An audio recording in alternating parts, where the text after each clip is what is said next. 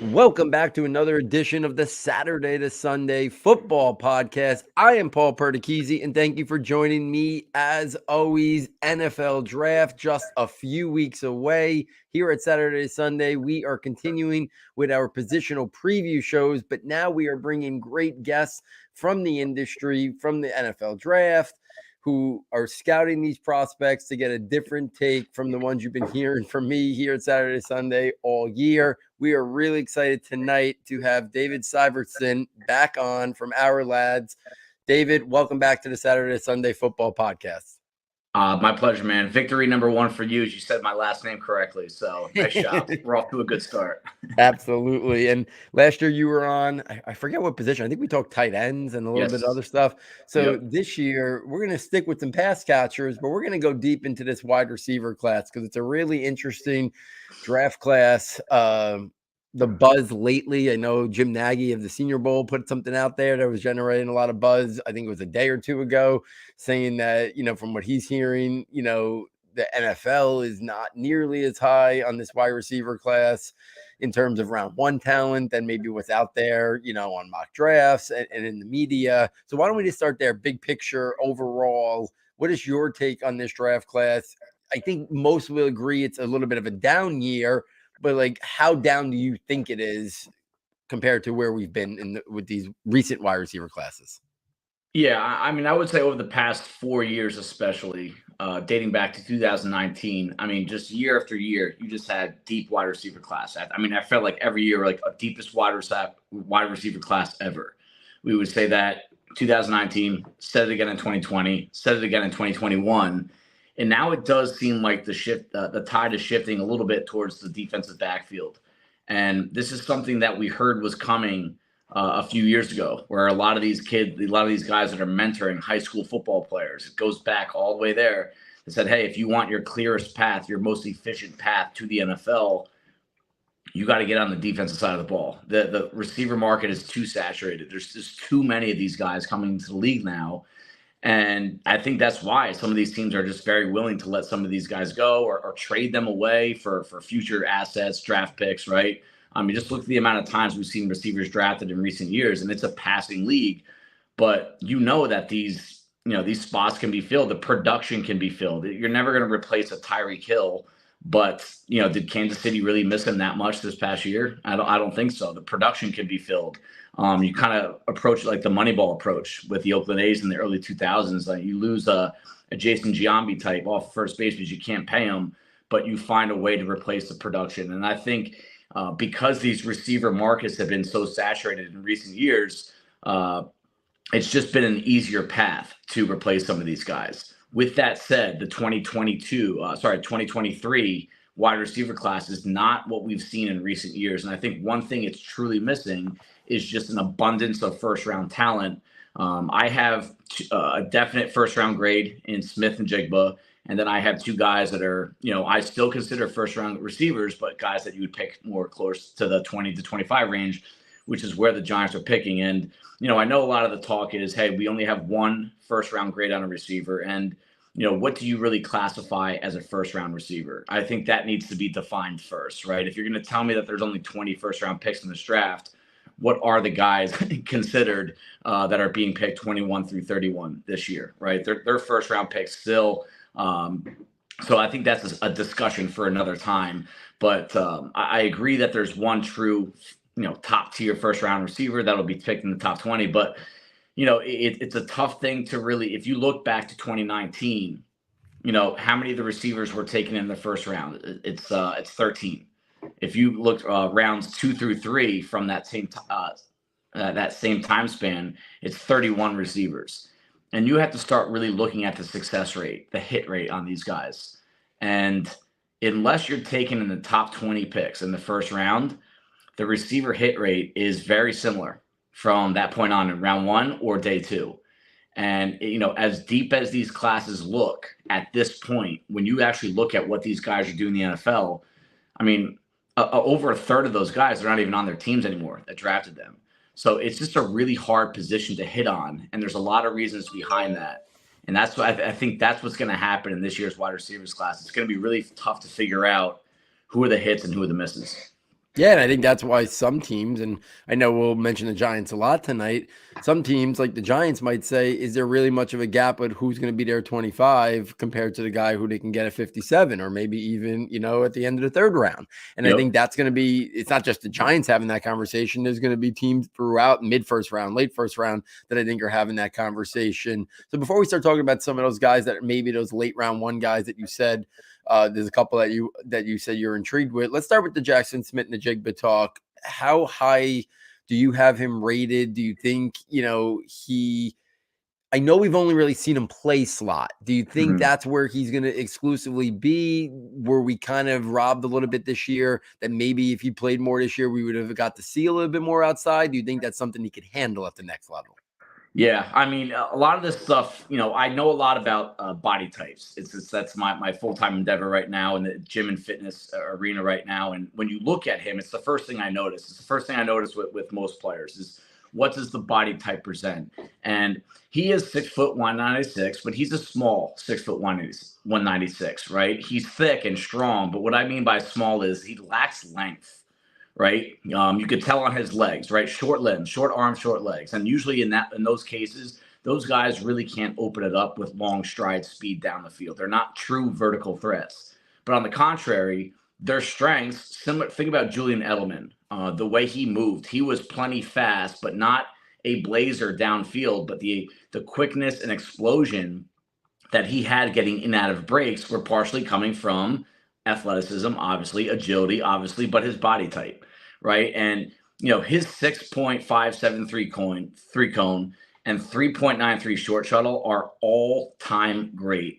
A lot of us get attached to the 40 times in workouts and in the combine. And if someone goes out and runs a 4.3 or sub 4.3, they're a news story for the next 2-3 weeks. What he did in the 3 cone and short shuttle was news story worthy. You are talking about special movement traits. And unlike a lot of the other guys that we've seen do that at the combine since 2000, right? This kid's an actual football player, right? Sometimes you'll have track athletes show up or just freak athletes that show up. They put up impressive numbers, but they don't even get drafted. Or if they do, they're out of the league in 3-4 years. This kid's an actual football player. And in regard to the slot versus outside argument, right? Look who was on his team last year, right? You had Marvin Harrison, you had Chris Olave, you had Garrett Wilson, right? I think the slot projection for him is probably where he will end up, but I do think the skill set is there for him to play the outside in certain looks. Yes, 83% slot, 17% wide, but there are receivers in this class that are even more extreme that did not have that much variety. And yes, I do think we were robbed. To answer your question, I think part of the plan this year would have been to play him outside a little bit more. But it doesn't take away from what his projection is at the next level. Do you think teams early 20s, mid 20s, late 20s, do you look at Smith and the Jigba as a prospect that a team in that range, if he falls to 15, 17, 18, late teens, is he worth giving up? I guess it depends on how far, right? If it's early to mid 20s, it might be a third rounder. If it's late 20s, it might be a second rounder.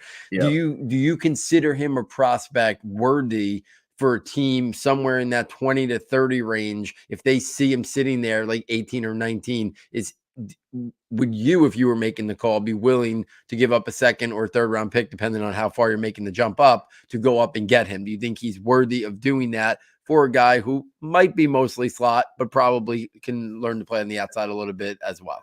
It's a great question, and it really comes down to the situation, right? If we need a template answer, the answer is yes. This is a guy that you trade up for.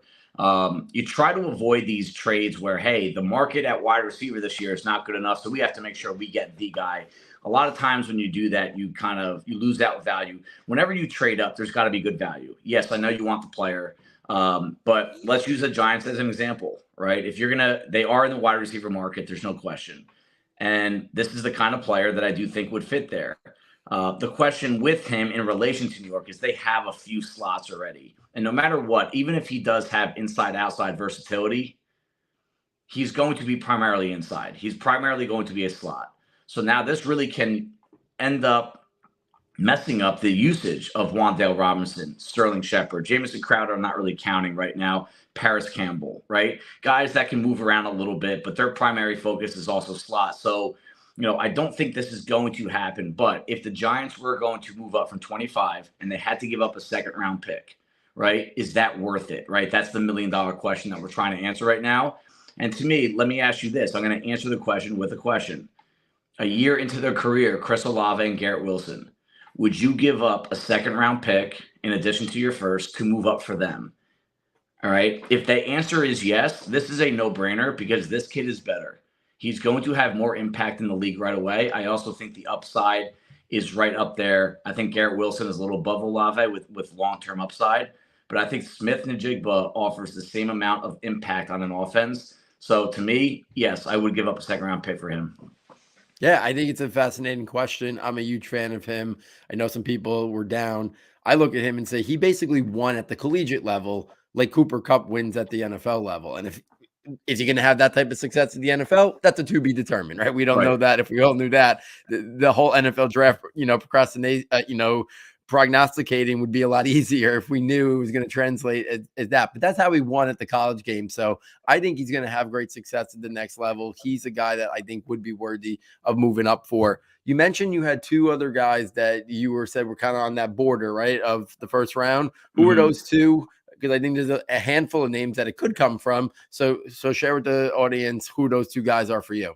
Yeah, I mean, there's a cluster of receivers after him. I do have Smitty Jigma kind of in his own tier. I think he's one of the top 10 players in the draft. And, if you're looking at the entire draft, I don't think there's going to be another receiver in the top 20, right, in terms of overall grade. But Zay Flowers and Quentin Johnson are my two guys that are kind of in that next tier together. And then, you go down a couple spots. You have Cedric Tillman, Jordan Addison, Marvin Mims, Jalen Hyatt.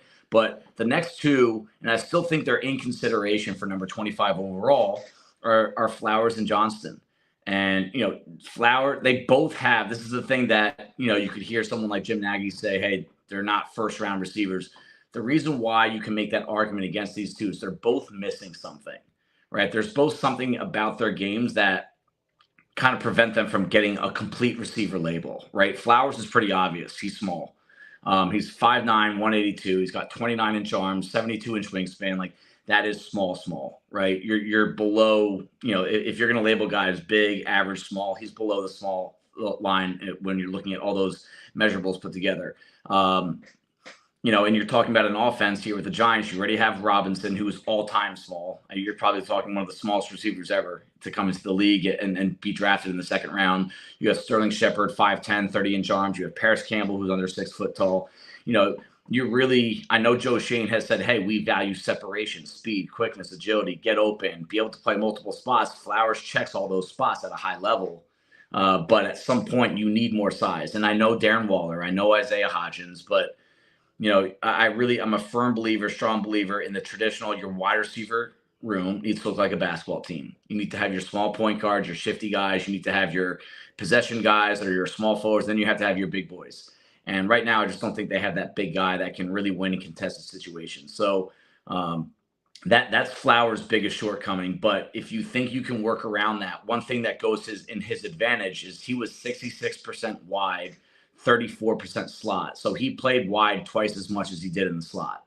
And, so he can, A, do both, but B, he can be an outside guy, and there have been some receivers, Tyler Lockett's one of them, right, that has lined up on the outside at that size. And because he's so shifty and quick, the lack of size in some ways even helps him.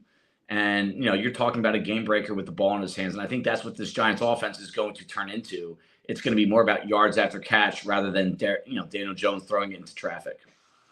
Yeah, and I think when we talk about Zay Flowers, when you evaluated a guy like Elijah Moore a couple years ago, did you think he was a guy that could play outside? Because I think he lives in that same world of the guy we're talking about here. And the Jets did play him outside. He had success at times in that rookie year, and then things kind of fell apart there and obviously led to the trade, after his year 2 now.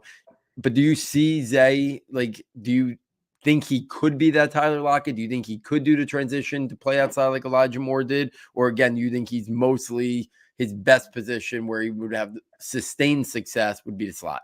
Yeah, I do think he can play outside. I think he can do both. And that's why I do, I got into some comparisons this year, not necessarily projection of how they're going to play in the NFL, but more about their skill set, body type. I've been asked so many times over the years about this, and because the market is asking, I put a little more effort into it this year. And, I put these guys into, a database that I have, and that's the name that popped out with all these is Tyler Lockett.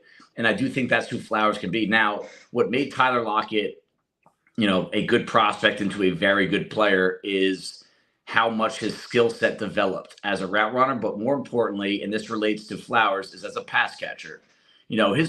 He's got, I'm not going to call Flowers or even Johnson bad hands. They're not bad pass catchers, but they're not good yet either. They're not reliable. His drop rate in college was over 10%.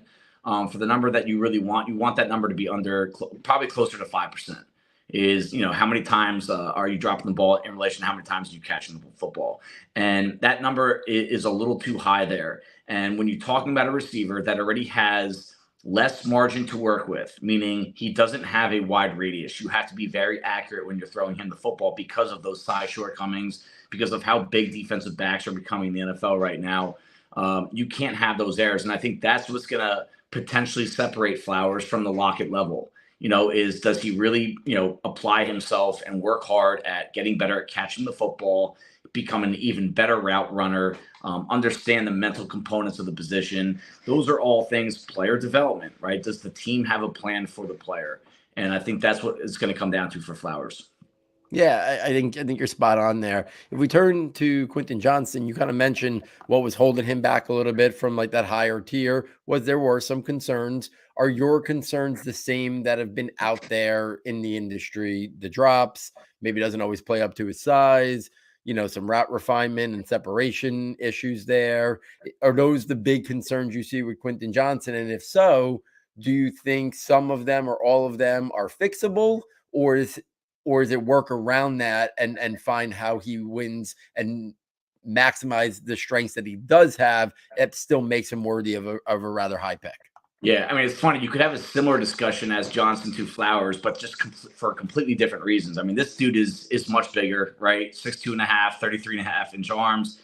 His wingspan is almost 10 inches bigger than Flowers. And, you talk about football, like 10 inches is a lot, right? But the issue is, like you said, he's not as refined, right? I think the learning curve for him is going to be much more significant than some of those receivers. And you could talk about the skill set. I do think he has a lot of attention to detail. When I watch him run routes, he does it right. He's not the most sudden mover, right? But and he's the guy that he needs some space to get going. And once he gets those long strides opened up, he's going to get over the top. I know he didn't break, he didn't blow away his 40. I think it was around 4.5, 4.55, whatever. He's not a sudden burst guy. But you have to know, neither is DK Metcalf, right? But once they get going in space, right, you're not catching that guy from behind. So let's not mistake him for someone that's actually, we label 4.55 guys as possession receivers. He's not that. He can get over the top. But, when you talk about him catching the football, running routes, and just knowing how to play versatile, I don't think he has that. And what I mean there is his alignment at TCU is weird. In 2021, he was pretty much always lined up on one side of the football. It was like 95% of his snaps. 2022, he went to the other side, but never went to the other side. All right. Whether it was right, left, I don't recall. I think in 2022, this past season, he was primarily on the left side. And on the 2021, he's primarily on the right side, almost never in the slot. So you're talking about a guy that in the NFL, you don't do that. You need to move around, at least left to right. Ideally, as a first-round receiver, top number one receiver, it's inside, outside. He's never done it. And because of that offensive scheme, a little on the simple side, I think it's just going to take him longer if you're really going to use any history as an indicator. But one thing he brings to the table that never gets talked about is he's a monster after the catch. And he almost resembles a tight end with how hard he is to get down. And with how bad tackling is in the NFL, especially among defensive backs, this is the kind of guy that creates. If you can get him on a bubble screen, on a shallow crosser, he's going to create after the catch. He's got one of the best yard after catch numbers in the country. He broke more tackles than almost everyone in this draft class. So that's just something to keep an eye on, that if he's used correctly, again, does the team, and this happens a lot in the NFL, if you don't have a plan for this kid when he comes into the league, he's going to get that bust label. If you expect him to go out there and be A.J. Brown right away, you're going to be disappointed. But if a team gives him, 50% snap share early on, put him in favorable situations, and give him a year or two to learn both spots, I think the upside with him is probably higher than anyone in this draft class at the wide receiver position.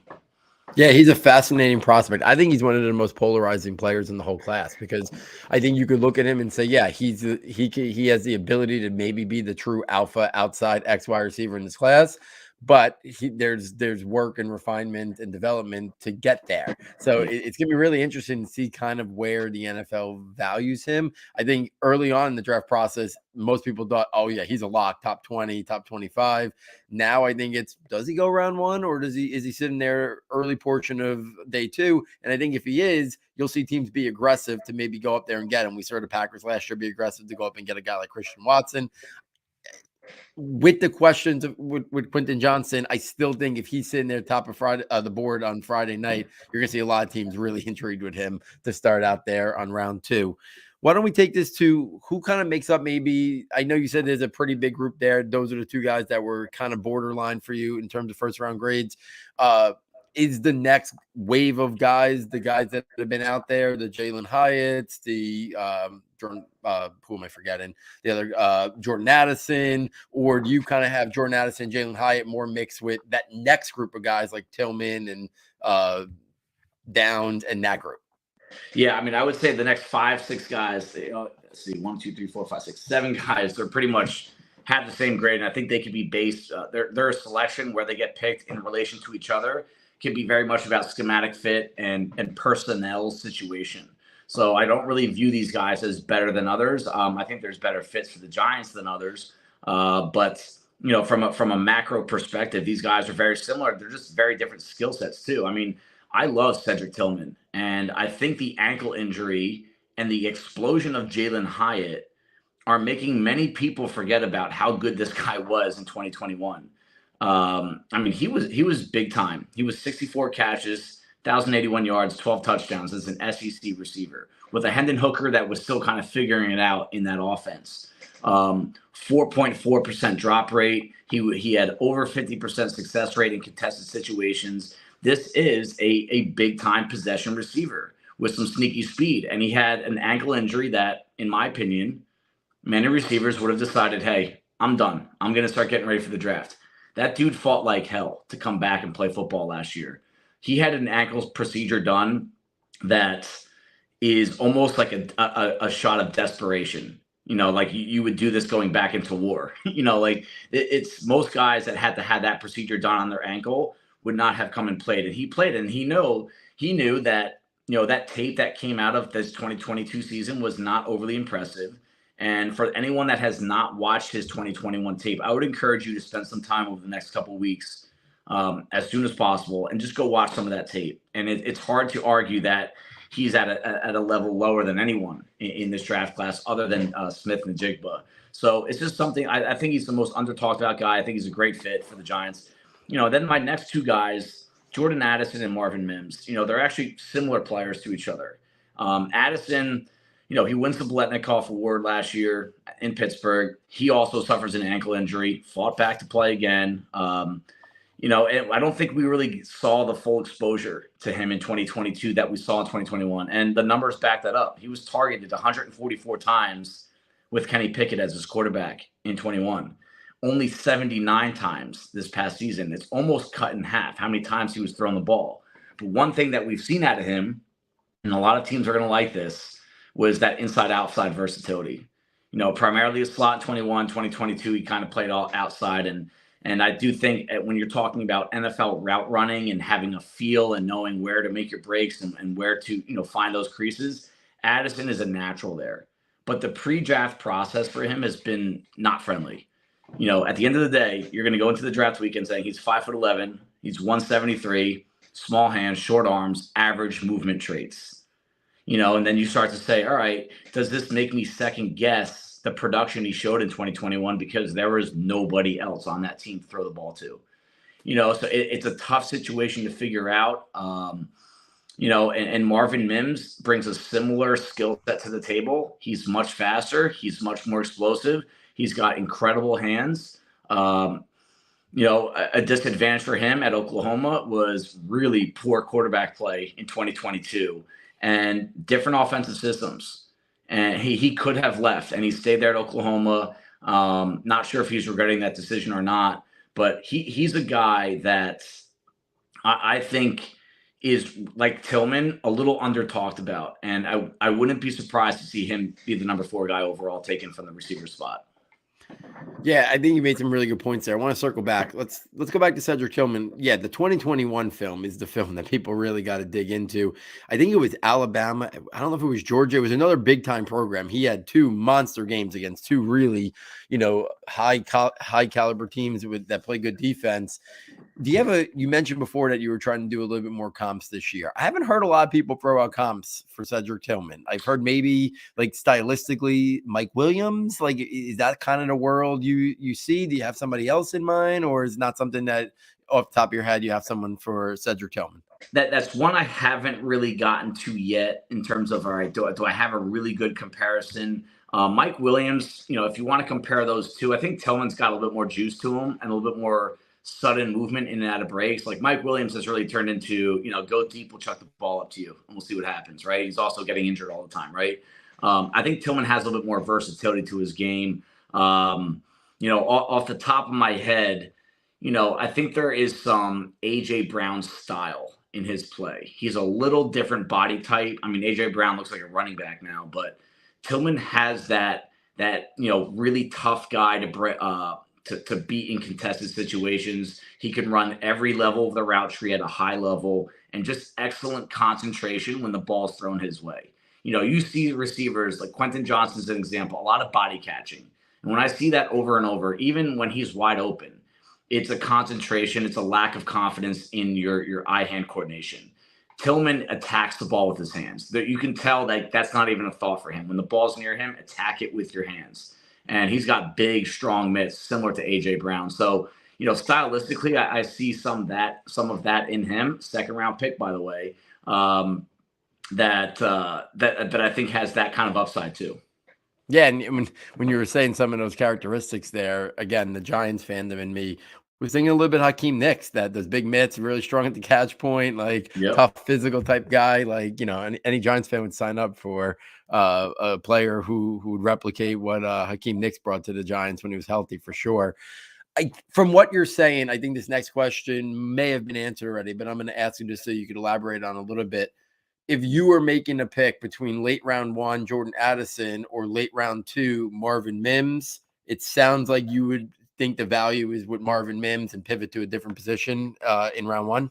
Yeah, you're absolutely correct on that. And it's partial to the player. I think that the value is pretty similar with Mims and Addison. So if you get one around later, that alone is a no-brainer. But I also think this Giants team needs to approach the draft with a little bit more intent on making the trenches a deeper and just better, right? I mean, the bar has been set so low, especially on the offensive line, for what is good, what is bad. They've been bad for so long. And because 2022, we did see a better group, and I think that was a huge part of their success last year. They're still considered average to maybe even slightly below average. And I think that on the defensive line, you're a little worried about the long-term future. With Leonard Williams probably not being back here next year, with the injuries to Azeez Ojulari, and look no different than the Eagles template, guys. I mean, you got to view these offensive and defensive lines as 8 or 9 positions, not 1 or 2, right? Like, you need a lot of bodies in there, and they just don't. You have one injury to Kayvon Thibodeau or Dexter Lawrence. Who are you putting in there? That answer is just not solvable right now, because there's nothing there that you really get excited about. And because of that, to answer your question, I think Mims in the second, while also being able to improve the trenches, improve your pass rush, improve your control of the point of attack, would be the way to go in round 1. Yeah, I think that makes a lot of sense. And I think whether it's the Giants or other teams in that mix, because there's that little bubble there from like 21 to 25 with teams that, even with the Baltimore going out and signing Odell, I think could still be in the wide receiver market. There's a handful of teams in that 21 to 25 range that could be thinking wide receiver, but it's going to be interesting to see how many pull the trigger, or they're thinking the same approach. We can wait late second round. The value is going to be there. Guys like Marvin, Mims, Cedric, Tillman. Does anybody fall that maybe the media has been hyping up a little bit too much? You mentioned Cedric Tillman before. Let's pivot over to his teammate, Jalen Hyatt. Obviously, this year was the year he kind of broke out. Wasn't asked to run a wide variety of routes there, but the ones he ran, obviously very effective. Is it hard to evaluate a player like Jalen Hyatt, who was just so good at a handful of things that offense and that scheme asked him to do, when we're trying to project it to, can he expand and develop on that to be a more complete player at the next level? Yeah, he's a tough eval. There's just not a lot on him. 2022, you have a full season worth of tape, right? Targeted 89 times, which is not a lot if you think about it. But 67 catches, 1,200 plus yards, 15 touchdowns.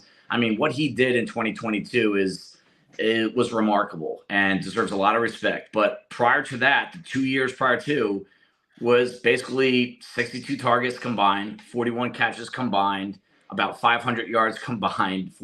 There wasn't much prior to 2022.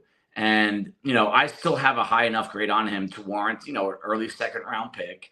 But there isn't enough tape on him to make me really feel, and enough variety on tape for me to make me feel like he's going to be anything more than, what Will Fuller brought to the Texans before injury, or what Quez Watkins has brought to the Eagles in glimpses, right? And you have to start asking yourself, what does that do for the Giants offense? One thing he can do, no matter what, his presence on the field will stress the defense. It'll stress the secondary. It creates a lot of space for someone like Darren Waller, Saquon Barkley.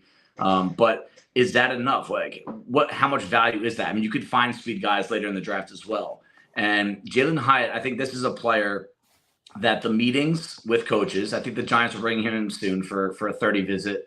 And just those sessions on the whiteboard, how much does he truly understand about the game? He's going to have to line up outside in some looks. He was 90% slot, 10% outside, and basically ran 3 routes for Tennessee. I don't know if he ever even ran an option route there, right? In an offense like the Giants, and a lot of offenses in the NFL, it's much more complex than people think. And, whatever level of complexity you think it is to play receiver in the NFL, multiply it by 5.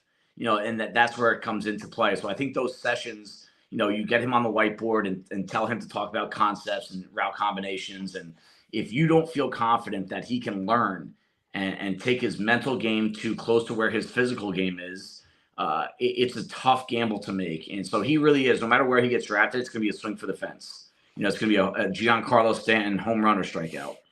Yeah, it's going to be interesting to see, where he goes. He's another guy who I think if he falls to the early portion of round 2, are going to be teams that want that tactical value that he can bring to an offense and that explosive playmaking speed.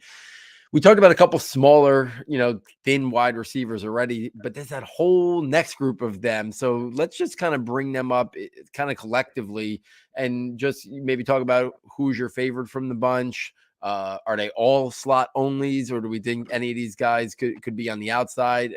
The Giants may or may not be interested in these guys, but let's just think more big picture. If we're talking Josh Downs, Tank Dell, and Tyler Scott, do you have a clear pecking order? Are they all in the same tier for you? Maybe just kind of talk through those guys a little bit. Same tier, yes. My pecking order there is Dell and Downs. And then, a couple spots down, you see Tyler Scott. The thing about Downs is I do think he is the guy that is a slot only. So if you're looking for a guy that could play both, or a guy that you could shift outside, I don't think he's it. The size just isn't there. He's not great in contested situations, but he's elite short space mover. He's probably just under Jackson Smith and Jigma when it comes to running routes and doing damage underneath. But Dell, to me, he's an interesting one because he's even smaller. He's light too. But if you remember back to Kadarius Toney, maybe some PTSD for Giants fans, but what made him versatile was just a different level of change of direction and agility. And yes, the size is an issue. It would scare me. It's going to scare me when a safety and linebacker fall on top of him. Are his legs going to snap off? Right? He's that kind of thin. He looks like a track athlete, right? But he's hard to touch. You try to. if I was a corner, a good press corner, I'd be afraid to get up in his face because he can make you look silly. And if he gets an inch, he's going to take a foot. If you give him a foot, he's going to take a yard. He's that kind of guy that he creates separation, but also he builds off of separation. You see that on tape all the time. I mean, he was such a lethal threat in the red zone. And you normally associate that with what? Size, strength, leaping ability. You couldn't touch him. And if you have a well-timed offense and a well-put-together offensive scheme, right, you can take advantage of a guy like this on the outside. And then you also throw in some of the return ability. I think you just get more out of Dell than these other guys. Tyler Scott, I do like as a vertical route runner. We just didn't see enough out of him. I just wish I saw, like, you'd see glimpses, but you wouldn't see consistency. And I didn't love him against contact either. He does have good hands. He can make some spectacular catches. He's got a fun, if you're a highlight reel guy, you could probably put together an impressive, fun to watch highlight reel of his. But I don't trust him against press coverage. He's more of a straight line burst guy. He doesn't have that sudden movement that Dell and Downs do. Yeah, I think when you mentioned Tank Dell and you said the type of plays near the red zone, immediately my mind was wandering back to the Super Bowl. And you think about the Kadarius Toney touchdown, and then a few minutes later, right, it was the Sky Moore or vice versa. I forget the order in which they came. Like, you could totally see teams utilizing a guy like Tank Dell to run those exact same type of plays inside the red zone and be very effective. I think even the Giants did something like that this year on one of Wandell's touchdowns. Like, so teams are going to maximize that quickness and speed. If Tutu Atwell can go in round 2, Tank Dell's going in round 2, I think, because teams want that explosiveness and that playmaking ability for sure. I think we've covered the guys who I feel are definitely day 2 guys. I think the next wave of day 2 guys would be Jaden Reed, Jonathan Mingo, A.T. Perry, Rashee Rice. Are those guys that you think are day 2 caliber players?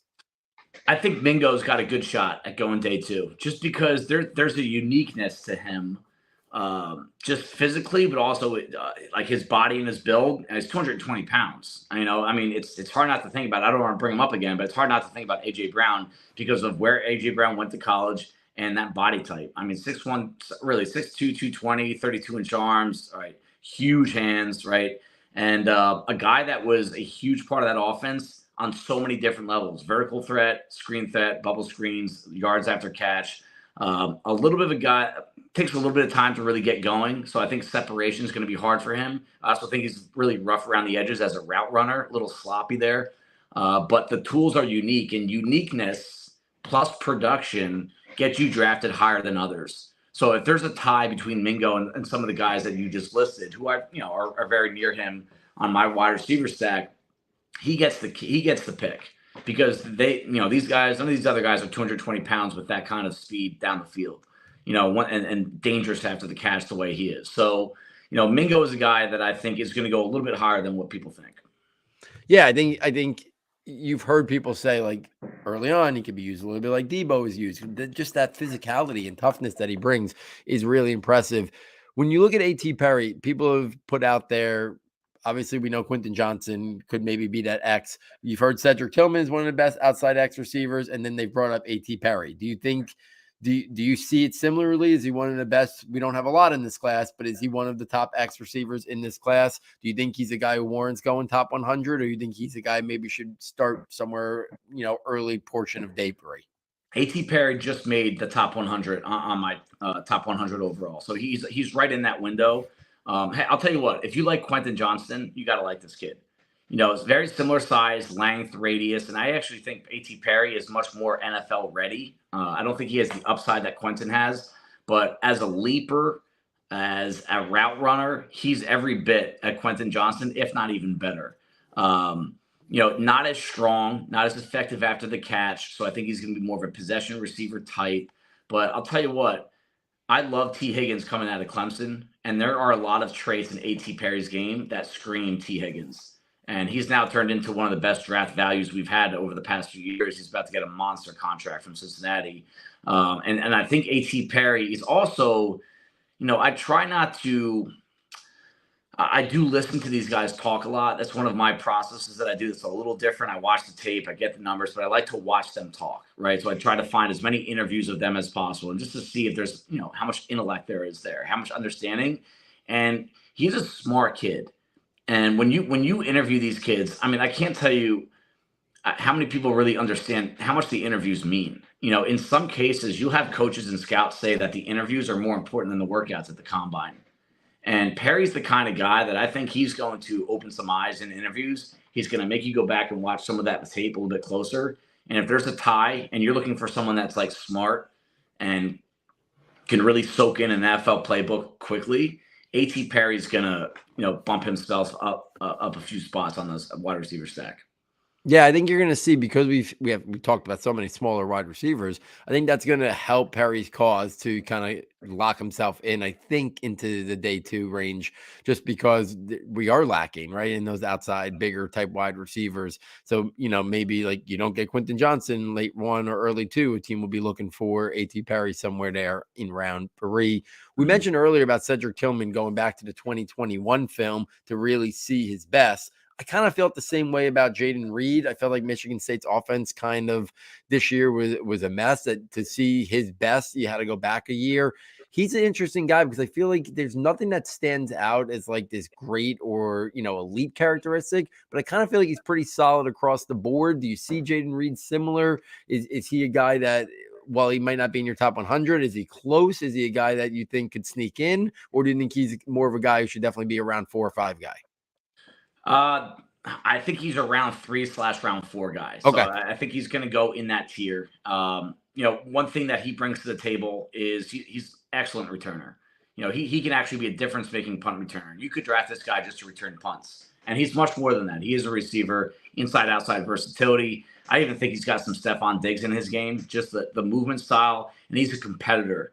That's one thing I love about his game. I love watching him play throughout the year is he's a tough dude. He gets a lot out of himself. He fights through contact with the ball in his hands. He's always hungry for more. And he's the kind of guy that in big moments, he actually elevates his level of play. And it's actually easy to see, even dating back to his days at Western Michigan. I mean, he's a guy that can do all that. Just love the attitude.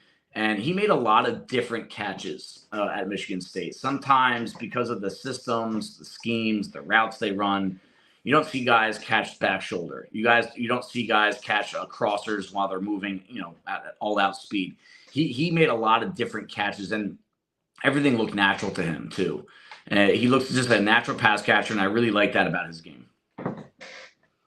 Yeah, I think Reed is one of those guys who, if a team doesn't go wide receiver early, right, pivots to a different position in the draft, I could see a team somewhere around 3 or even, like you said, early round 4, looking at a guy like Jaden Reed as a pretty good consolation prize, a guy who I think could come out, you said, be a good returner and help out in that regard, and then also add to the receiver room. 2 guys who I feel like have kind of had differing pre-draft processes. One is Rashee Rice, who I feel like a lot of people thought he would generate a lot of buzz at the Senior Bowl. Didn't really happen. Then his combine, people, the 4.51. I don't think that's that slow, but that wasn't a thing that really made him stand out. And then on the flip side, I feel like Trey Palmer has generated a lot of buzz in the pre-draft process with his athletic testing and stuff like that. So maybe a little bit about Rashee Rice and Trey Palmer. Are you buying the hype in terms of them going in different directions in the pre-draft process, or do you need things kind of just level out when people get back to this really analyzing the film? Yeah, I mean, this is a classic example. 2 guys on the opposite side of the spectrum.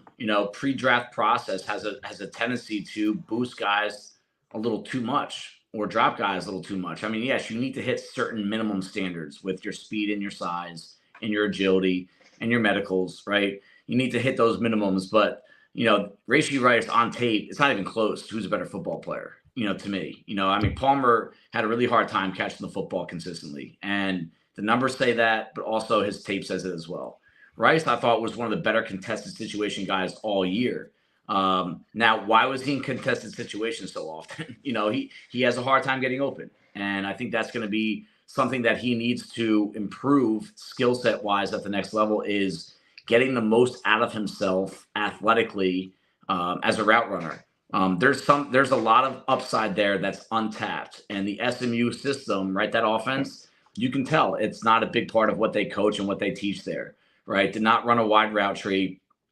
They create a lot of space for the receivers, but he's a competitor, and I want guys that in contested situations they don't shy from it. They don't alligator arm it, and he's tough. And I think there's something in his game that Palmer just doesn't have. Palmer's a guy that with decent size, great speed, and will occasionally make that downfield pass, that downfield catch. But for my money, for a guy that's going to impact the game, play to play, drive to drive, week to week, I'm going with Rashee Rice, and by a pretty considerable amount. I mean, these guys are about 8 spots away on their wide receiver stack.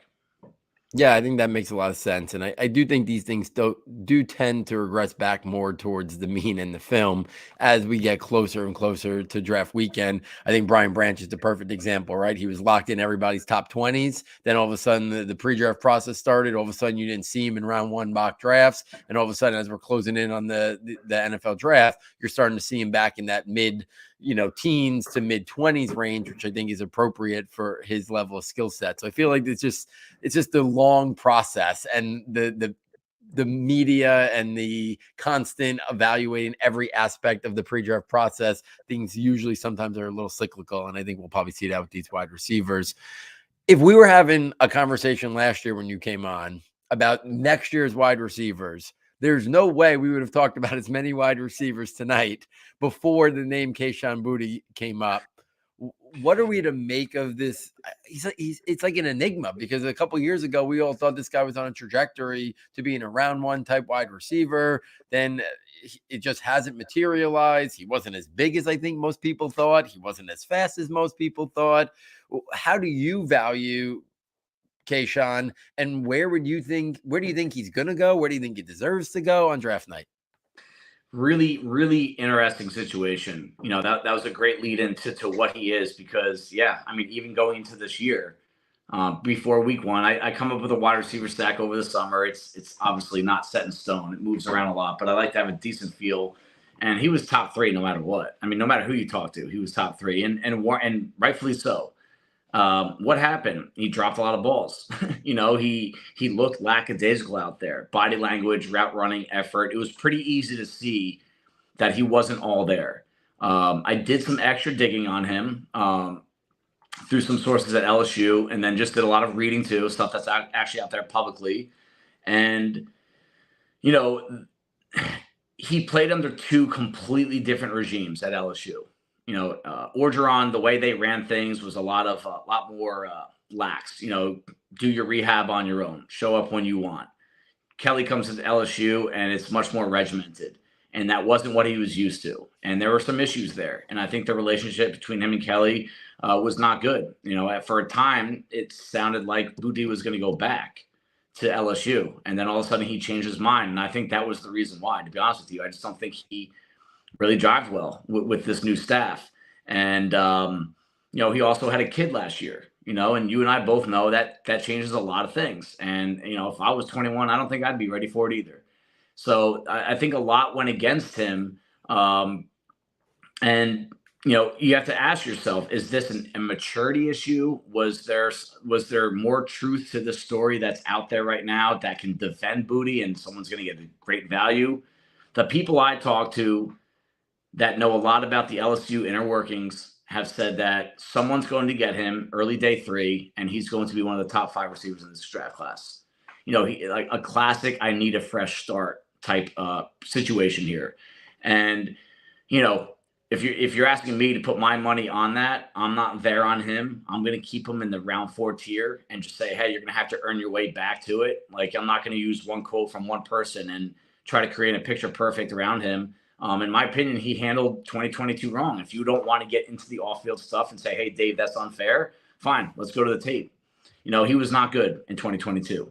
This pre-draft process, not good either, right? So, like you said, not that fast, not that big, drops the ball a lot. What are we really getting here? A guy that was good in 2020? Is that really what we're going to spend a day 2 pick on in a receiver class that is loaded with guys that you are going to project to be stars in the NFL?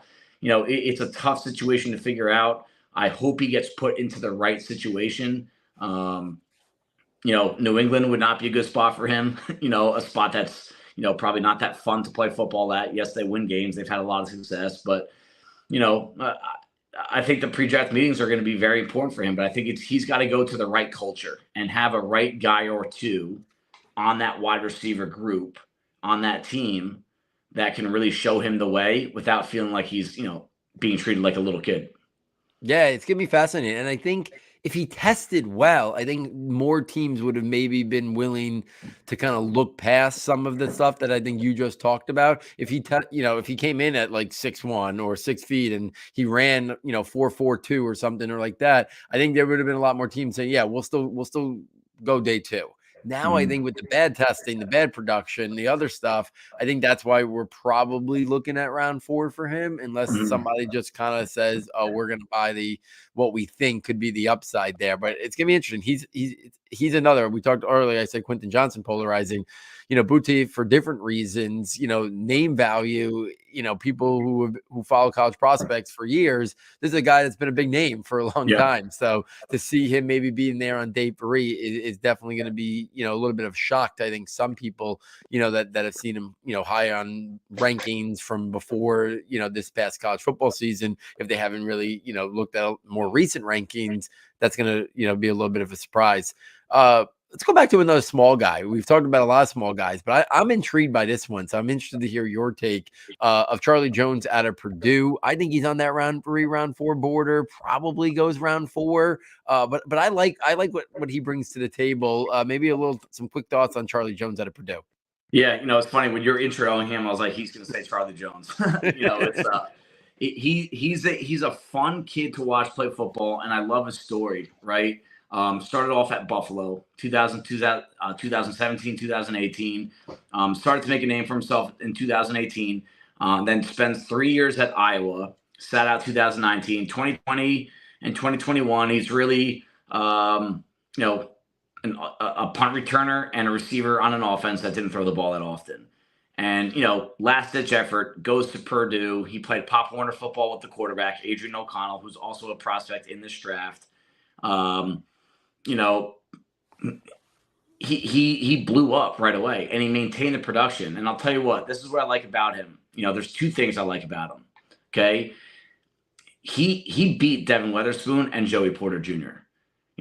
And one of the most important things to my tape study with every player, right, is how well they do against their best competition. When they're lined up against guys that are going to be in the NFL someday, as soon as next year, how did they play? Do they need to dominate? No, but I want to see those traits that we like carry into those situations, right? And he beat both those guys on all levels of the route tree. And then he goes to the combine and runs a 4.43, 36 and a half vertical. 5'11", 175, you're back in that Jordan Addison range where you're saying, all right, that size is a little bit of an issue. But the fact that he's, played at 3 different programs and performed this way with Purdue, I love this kid. I almost put him in the day 2 discussion, and I still think there's a shot that he could end up there. But in this wide receiver class, it's hard for me to put him ahead of some of the guys that I have him there. But I would be ecstatic to see him go round 3 because I think he deserves it. I really do. There's just a few things about his game that you question, is it going to carry over to the NFL? But again, you go back to the Witherspoon and Porter tapes. I mean, he beat those guys up. So I love Charlie Jones. And if you put him into the right system and give him an opportunity, I think he could be a guy. Yeah, I think he's going to be a fun player. I wouldn't be stunned if he goes late round 3, but I think probably early portion of day 3. We've talked a lot small wide receivers. Let's pivot to some bigger wide receivers. The frames fluctuate pretty significantly here, but all bigger than the guys we've been talking about for the most part. Elijah Higgins out of Stanford. Some people think maybe a move tight end. He's 235, 6'3". Xavier Hutchinson out of Iowa State. He's about almost 6'2", 203. And Michael Wilson out of Stanford. The consensus that's out there seems to think that these guys are early day 3 types. Do you kind of agree with that? Do you have a late day 2 grade on any of these guys? And maybe talk about a couple of these guys, maybe who you like the best out of this bunch. So not lying about this, right? Hutchinson, Higgins, Wilson are 1, 2, 3 on my wide receiver stack that goes 94 guys deep. So it's just funny that those are the 3 guys you bring up. I mean, they're all in the same tier to me. I have them round 4, round 5, closer to round 5. So you're starting to approach more midday 3. Higgins is the most intriguing to me. Just because 6'3", 235 with enormous hands. He ran a 4.54 at that size. That's big time. That's big time speed at that size. And I do think he's probably going to move to an F tight end motion type role. When I say tight end, try not to create this picture in your head that he's going to be in line blocking tight ends like the Giants tried to do with Evan Engram, right? I think he's going to line up in the slot primarily, which a lot of teams are now. I think that's going to be the trend that we see as soon as next year, as most teams are now going to put a lot of big bodies in the slot. And he's a guy that's made for that role. So he goes from an average athlete at receiver to elite athlete at tight end. And I actually think as a pass catcher, as a contributor to the pass game, I think he can be Evan Engram. I really think he'd be on that level. And the difference is you're getting this kid day 3. You're not spending your first round pick on him. He broke a ton of tackles too. He's a tough, smart kid, right? And I think in day 3, where you're looking for someone that's actually going to add something to your team, those traits weigh more, right? You're tough and you're smart. Michael Wilson, I'm not as high on. He put a show on at the Senior Bowl, and I think sometimes things at the Senior Bowl, they get inflated because there's nothing else going on, and guy puts together a couple of nice highlight reel catches, and in situations where the receivers have 90% the advantage over the defensive backs, right? But at the end of the day, he's 6'1", 213, ran a 4.6, right? His production was a lot of injuries. Drop percentage was really bad. So I think he's just kind of like, I call these just another guy types, right? Where, there's 30 Michael Wilsons in the league on the back end of the depth chart, right? There's nothing really stand out about his game. Hutchinson, tough guy to really peg in terms of where he fits outside, inside. I think he's a better slot than he would be. And you're not talking about the best athlete in the world, but you are talking about a gamer that was really productive, that knows what he's doing, right? A receiver that can read coverages, react on a dime, and he'll catch the football when it's thrown his way. And he's a competitor. So, I think that the ceiling is very limited with him. You're getting, a number 1 or number 2 here, but a guy that you feel good about on your depth chart. Yeah, I think the synopsis on those 3 guys is pretty spot on. Is there anybody that we haven't mentioned yet that you have a day 2 grade or a round 3/4 grade on that we haven't hit yet in terms of that round 3, round 4 border or definitive guy in your day 2 range? A guy that I have in a similar, right above Charlie Jones is Ronnie Bell from Michigan. Okay. He's a kid that I like a lot, pure gamer. Unfortunate torn ACL early in 2021 after getting off to a really hot start, spends the year rehabbing and had a solid year in 2022. I think that, in another one of those gamer types, right? Big moments, he's the guy making the play, and they lined him up on the slot, lined him up the outside. And, I watched a lot of him, and I'll be the first to admit that there's nothing stand out about his tools, right? He's just very average across the board. But he gets the most out of himself. I trust him after the catch. I trust him as a route runner. And, if you're a number 4 or number 5 receiver on a team, if you could do a lot of different things on special teams and line up at different spots, it makes it a lot easier for a team to draft you a little bit higher than maybe what the numbers say, measure with the measurables and the production. So that's a guy that I like a lot as just an NFL-ready receiver that has some Robert Woods in him. Yeah, that's an interesting name. Not getting a lot of buzz.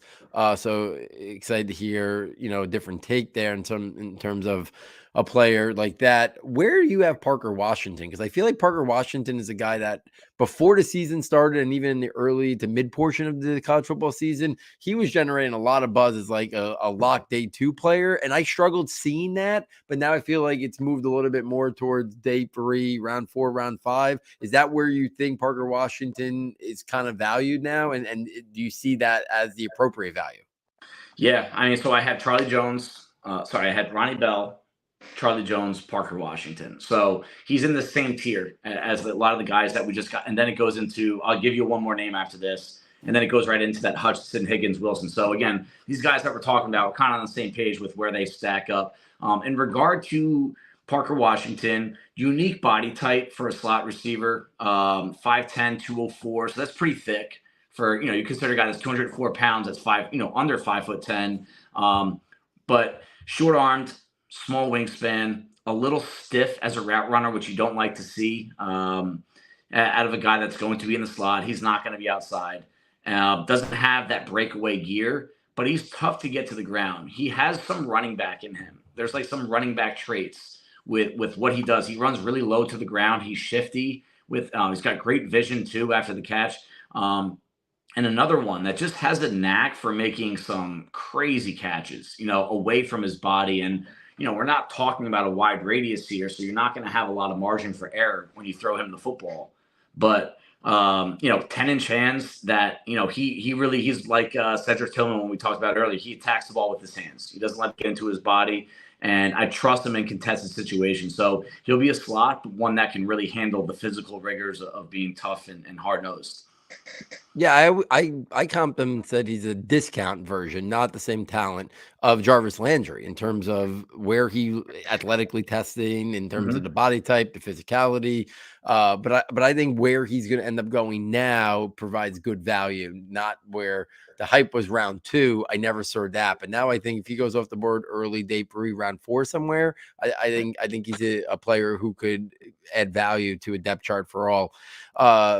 Let's open this up. Final question of the night. Late round sleepers, whether it's small school, whether it's a guy that maybe we haven't talked about. Like, we had a guy like, Trey Tucker, some people are into, Bryce Ford Whedon, CJ Johnson out of East Carolina, Jason Brownlee out of Southern Mississippi, the speedster out of Princeton, or anybody, any late round guys that maybe intrigue you, that you would say, you know what, of those guys who are going to probably go off the board 5 through 7, here's a couple names that really intrigue me the most. So I'll say the best non-combine receiver, he did not get a combine invite, is Deuce Watts from Tulane. 6'1", 195, a JUCO kid that came to Tulane in 2020, so during the COVID year, so just a tough transition time. You always have to, he's going to turn 25 as a rookie. He's one of those older rookie types, not a big deal. I love the footwork that he has, and he's got some breakaway speed to him. He's made a couple big boy catches, on fade routes where he's got a guy draped all over him, and he's the one that gets to the ball at the apex. That's a skill that a lot of receivers don't develop. Is can they get to the ball at the top of their leap, right? It's all about timing, coordination, and just desire. He's got a big competitive kind of tick in his game that I like a lot. Just really good at adjusting to the football too. I just think when I look for a receiver, especially late in the draft, that I think, all right, can this guy turn into something? It's body control, it's balance, moving at a high rate of speed, and he's got just probably some of the best body control of anyone that you're going to find on day 3. Let's see, another guy that another combine invite snub, in my opinion, smaller framed guy, Xavier Smith from Florida A&M. He was one of the best players that I saw in the in the bowl game, not the NFLPA or the Shrine, the HBCU bowl. He was uncoverable, and there are some guys in that game, some defensive backs are going to get drafted. They'll be drafted late. That's not a game that gets a lot of draft picks, a lot of undrafted free agency types, but they could not touch him in coverage. You talk about a shifty slot that can do things as a returner, that can do things out of the backfield, Isaiah McKenzie type. Just remember that name. He'll probably get drafted late, but his name is Xavier Smith, and just kind of blew away agility scores and has a good enough 40 to be considered a big play threat. Yeah, guys, really interesting names there. Late round sleepers, late round gems. Interesting wide receiver class. We always have, somewhere in the 30s, mid 30s. So I think it's going to be an interesting class. I think it will be interesting to see how many go off early on that night 1. I think that's something that, I know it's Saturday, Sunday here. I've been saying, I think it's possible more tight ends than wide receivers go in round 1. And that's wild considering any other year. That's like, it would be laughed off. if you thought that. But I do think there's a real possibility this year it could go Pari 2 even, or maybe they split it and go Pari. But I have a hard time seeing 6 or 7 go when you start adding up 4 quarterbacks, Bijan, right? How many skill players are going to go in round 1 when we know it's a deep cornerback class and a bunch of offensive tackles? So it's going to be fun to watch that. David, thank you so much for hopping on here tonight. Greatly appreciate. We can talk hours and we can go on, but we hit probably well over 20 wide receivers tonight. I appreciate the time for sure. Please let my audience know where they can follow you or anything else you want to push. Yeah, I mean, the Ourlads draft guide is being sent out. I just got confirmation today on Friday. So if you go onto ourlads.com, you can order your draft guide there. We do have a PDF version as well. If you're one of those guys, I love, flipping pages. I'm still a little old school in that regard, but we have both options available for you now. Me personally, I'll be tweeting the entire draft weekend, every draft pick out, at least for day 1, day 2. My mission is always day 3 as well, but with a soon-to-be 3-year-old, that gets a little unpredictable. And so, I'll be on the Twitter handle is at Ourlads_Sy. That's OURLADS_SY. And I'll be very active draft weekend. If you just want like a little different kind of tidbit on the player himself and also the team fit, because that's a big part of my job at Ourlads is tracking NFL team situations and personnel groupings and coaching schemes and all that. I'll try to make it as unique as possible, because I know draft media can get a little repetitive this time of year, and I can promise you that my views are my own. They go against the norm in a lot of ways, but it's comes from the probably 12 months of work. I remember starting on this rookie class last May, and it's all come down to this moment. So I'll give you everything I got. Guys, make sure you're following David. Make sure you're checking out all his great work for the diehard Giants fans listening. I know we talked a little Giants tonight, but if you want a whole conversation hearing David's take on the Giants, make sure you go check out. He joined the Giants Insider podcast. I think it was last week. Yep, last week, and I'll be on the Big Blue Banter podcast, I believe, next Wednesday. Okay, so guys, make sure you're checking out those Giants focus podcasts if you want all David's takes on the Giants and their maybe draft plans for this upcoming NFL draft. So on behalf of David, on behalf of our sound tech engineer, David Nakano, and myself, thank you for joining us, and we look forward next time taking you from Saturday to Sunday. Thanks, Paul.